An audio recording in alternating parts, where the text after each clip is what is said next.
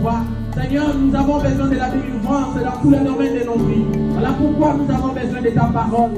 Seigneur, je me confie entre tes mains, que tu puisses m'utiliser comme un simple instrument. Que de ma bouche, Seigneur, sortent tes oracles pour changer les situations et le vie des gens. Par le nom puissant de notre Seigneur et Sauveur Jésus-Christ, que quelqu'un dise Amen. Amen. Alléluia. Amen. Alléluia. Amen. Je disais que quelqu'un dise Amen. Amen. Que Dieu vous bénisse. Amen. Vous pouvez reprendre majestueusement vos places. Amen. Amen. Notre Dieu est merveilleux. Il a un plan de merveille pour nos vies. Nous l'avons intitulé par la grâce du Saint-Esprit, l'alliance de l'exemption. Amen. Amen. Alléluia. Amen. Je parlais que nous allons parler autour d'un thème que nous avons intitulé par la grâce du Saint-Esprit, l'alliance de l'exemption. Amen. Amen. Nous allons signer une alliance avec Dieu. Parlant de l'exemption, c'est quelque chose qui était préparé par le malin, qui allait troubler l'histoire de votre vie, mais quand Dieu entre en scène, il vous épargne de cela. Alléluia. Amen. On met nos Bibles dans le livre de Psaume, Psaume chapitre 33, à partir du verset 18 jusqu'au verset 19, nous lisons au nom du Seigneur. Amen. Je disais Psaume 33. Et sur ceux qui espèrent en sa bonté. Le livre de Psaume, chapitre 33, dans le verset 18, nous dit ceci: que l'œil de l'Éternel est sur ceux qui le craignent. L'œil de l'Éternel est sur ceux qui craignent Dieu et ceux qui espèrent à la bonté de Dieu. Amen. Amen. J'aimerais que nous soyons de ceux qui vont faire partie de ces choses pour être bénéficiaires de la puissance de l'exemption. Ma Bible me dit que l'œil de l'Éternel est sur ceux qui le craignent. Quelque part, la Bible dit que notre Dieu ne dort pas, il ne somnole pas pour nous à demander la protection divine. Afin d'espérer à être exemptés, nous devons apprendre à marcher dans la crainte de Dieu. Nous devons apprendre à marcher dans la vie de la sanctification. Parce que la Bible dit que l'œil de l'Éternel est sur ceux qui le craignent. Le fait de craindre Dieu, c'est le fait de marcher selon la loi de Dieu. C'est le fait d'obéir à la parole de Dieu. Et si nous sommes de ceux qui marchent selon la volonté de Dieu, l'œil de l'Éternel sera sur vous. Alléluia. Amen. Je dis que l'œil de l'Éternel sera sur vous. Et c'est alors que tu peux dire, même si je marche dans la vallée de l'ombre de la mort, je ne crains aucun mal. Alléluia. L'Éternel sera là pour te protéger, mais à espérer à sa bonté. Alléluia. Et pourquoi l'exemption? Quelqu'un peut dire, pourquoi l'exemption? L'exemption, parce qu'il n'y a rien de nouveau sur le soleil. Ma Bible me dit dans le livre d'Ecclésiaste, chapitre 1er, verset 9, Ecclésiaste dit qu'il n'y a rien de nouveau sous le soleil. Les choses qui ont existé, existent et existeront encore. Alléluia. Amen. Alléluia. Amen. Je disais, pourquoi l'exemption? Parce que Ecclésiaste nous fait révéler que les choses qui ont existé dans les temps anciens vont encore exister. Nous parlons aujourd'hui de pandémie de corona. Il y a les gens qui sont en train de perdre leur boulot. Il y a les gens qui sont en train de traverser des moments difficiles. Laisse-moi vous dire que ces choses n'ont pas commencé aujourd'hui. Amen. Amen. Alléluia. Amen. La Bible nous fait savoir que même nos pères dans la foi, Abraham, Isaac, Jacob et Joseph, ont vécu dans des moments où il y avait des difficultés dans ce monde.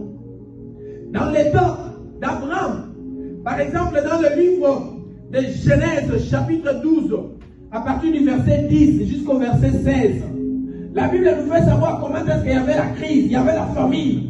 Et Abraham a fui en Égypte. Malgré la crise, Dieu avait intervenu dans les problèmes d'Abraham. Alléluia. Amen. Et c'est cela votre portion ce soir au nom puissant de Jésus. Malgré tout ce qui peut passer dans ce monde, la main de Dieu sera sur vous. La main de Dieu va intervenir pour vous arracher dans le danger. Et dans Genèse, Dans Genèse 26, nous voyons l'histoire d'Isaac. Isaac, lui aussi, comme son père, à un moment, il y avait des difficultés. Il y avait la famine. Et il a fui. Il est allé aussi se réfugier. Mais Dieu a intervenu. Alléluia. Dieu a intervenu et Dieu a béni Isaac, fils de Philistin. Il est allé comme son père. Mais Dieu a changé l'histoire de sa vie. Joseph également, esclave qu'il était, mais parce qu'il craignait Dieu, Dieu a fait qu'au milieu des troubles, au milieu des crises, Dieu l'a élevé au rang de premier ministre. Alléluia. Amen. Alléluia. Amen. Et Jacob, même son père, quand il y avait la famine, quand il est allé en Égypte, il a bénéficié de la faveur de Dieu. Je viens dire à quelqu'un que les crises que nous voyons, les souffrances que nous voyons, ne sont pas des choses nouvelles, nouveaux sous le soleil. Ce qui ont existé existera encore. Mais nous devons apprendre à marcher dans la crainte de Dieu. Amen. Car la Bible dit que l'œil de l'Éternel veille sur ceux qui le craignent. Alléluia. Amen. Nous savons tous l'histoire de ce qui s'est passé en Égypte à l'époque de Moïse. Où en Égypte, il y avait deux camps. Il y avait Goshen, où les enfants d'Israël habitaient, et les restes étaient occupés par les enfants d'Égypte, les Égyptiens. Mais quand Dieu frappait le malheur en Égypte, il y a eu des crises. Amen. Amen. La famine a frappé. La mort a visité Israël. Égypte, j'allais dire.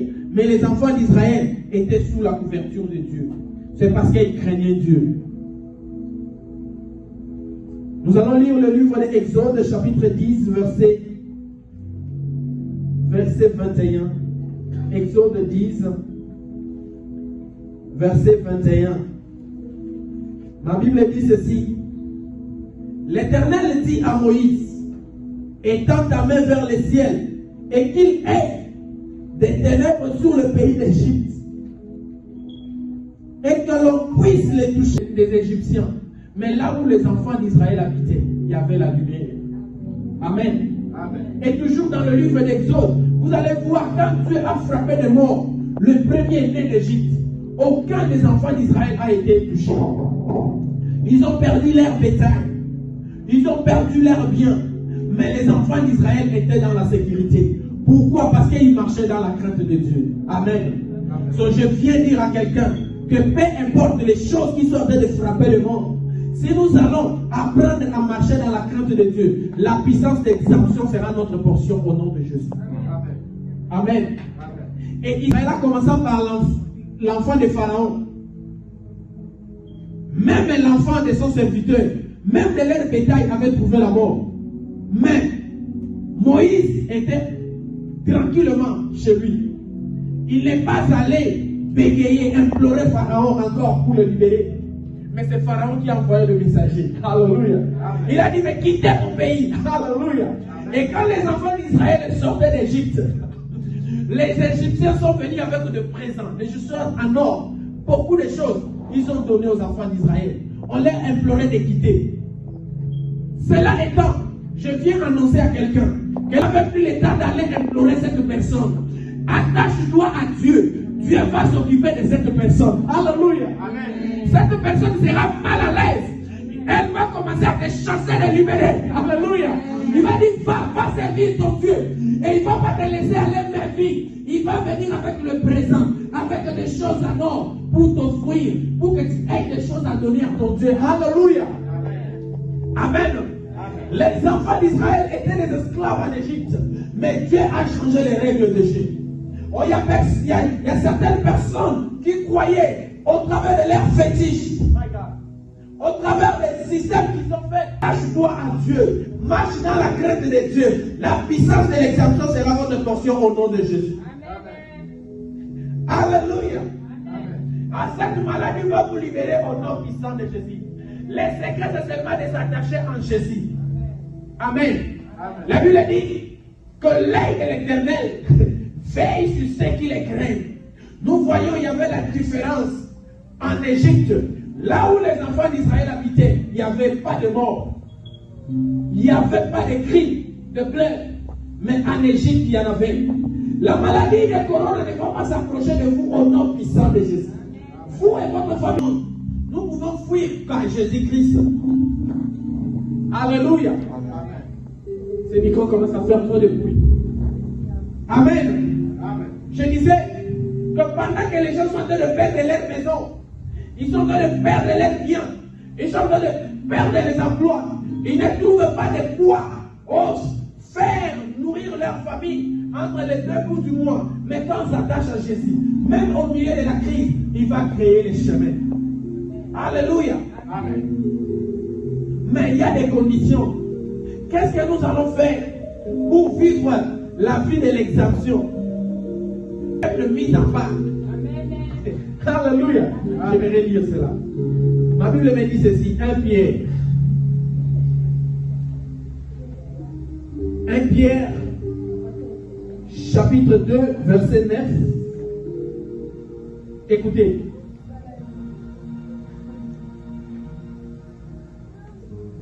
Vous, au contraire, vous êtes une race élue, un sacerdoce royal, une nation sainte, un peuple acquis, afin que vous annonciez le verdict de celui qui vous a appelé des ténèbres à son admirable lumière. Un peuple est une race élue, peuple mis à part. Il nous a arrachés des ténèbres.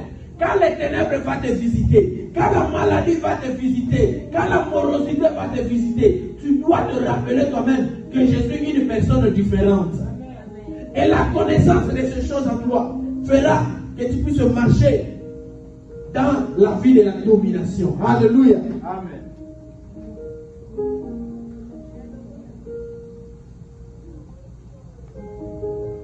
Et qu'est-ce que nous devons faire encore pour que le projet de l'ennemi ne soit pas notre portion?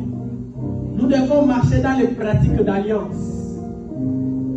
Les pratiques d'alliance, par là, je voudrais parler de l'amour. La Bible dit que la vie et l'amour sont au pouvoir de la langue. Et la Bible nous fait savoir que Dieu accomplissait les paroles des apôtres par des prodiges et des miracles. Amen.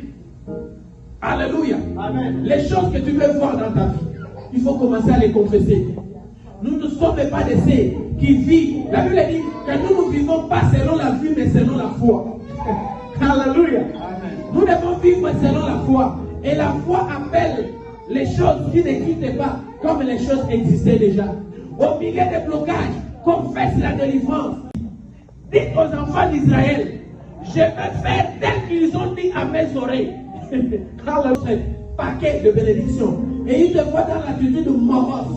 Tu es en train de pleurer. Tu es en train de faire de la pauvreté, de la morosité, de blocage, de maladie, ta portion. Tu dis, mais moi, avec cette situation, ils vont rentrer avec ces paquets. Parce que Dieu a dit, dis aux enfants d'Israël, je ferai ce qu'ils ont déclaré à mes oreilles. Voilà pourquoi nous devons apprendre. Nous vivons selon les réalités de notre pays. Or, dans notre pays, les ciels dont nous venons, nous vivons selon cela. Il y avait la pluie, il y avait la mort, il y avait la peste, il y avait les ténèbres, comme au cas des enfants d'Égypte. Mais là où les enfants d'Israël habitaient, il y avait la paix, il y avait la protection. Même quand l'ange de la mort venait, la puissance du sang de Jésus poussait l'ange de la mort d'aller à côté. Alléluia. Et nous sommes de ceux qui ont été rachetés par le sang de Jésus. Alléluia. Maintenant, quand tu fais des rêves de mort, proclame la victoire. Alléluia. Proclame la vie et la vie en abondance. Jésus dit ceci. Il dit, je suis venu et la vie en abondance. Il dit, l'ennemi vient pour détruire, voler, égorger et détruire. Mais moi, je viens pour que vous ayez la vie et la vie en abondance. Là où il y a les troubles, commence à proclamer la paix. Je te dis, je vous donne ma paix, je vous laisse ma paix, mais pas comme le monde donne. Alléluia. Nous sommes des privilégiés si nous pratiquons ces choses.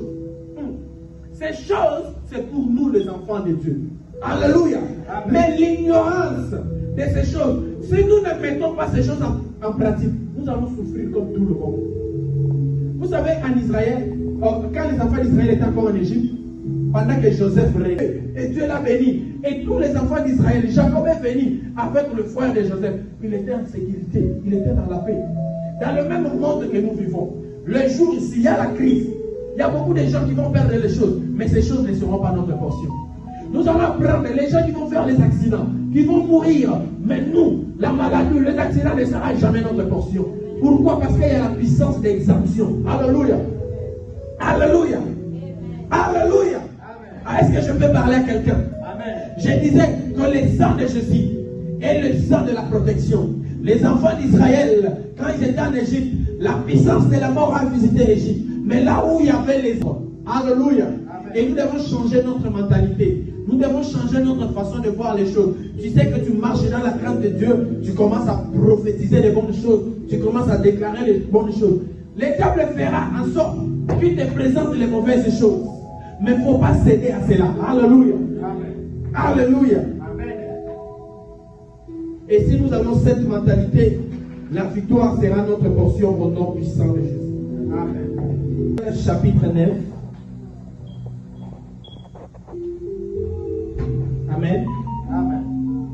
Ézéchiel, chapitre 9.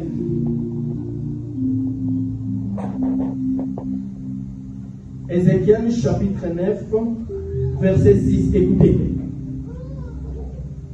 La Bible dit ceci.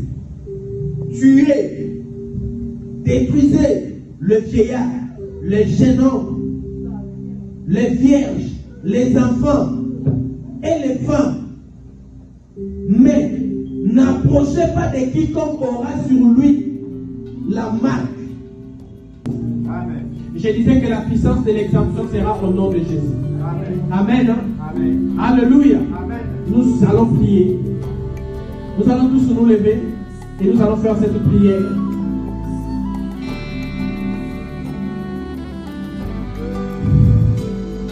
Tu vas prier après moi, tu vas dire Père. Je voudrais que l'Église répète Père. Merci pour ta parole. Merci pour ta parole. Merci pour la connaissance de ces choses. Merci pour la connaissance de ces choses. Merci parce que je porte la marque de Jésus-Christ en moi. Merci parce que je porte la marque de Jésus-Christ.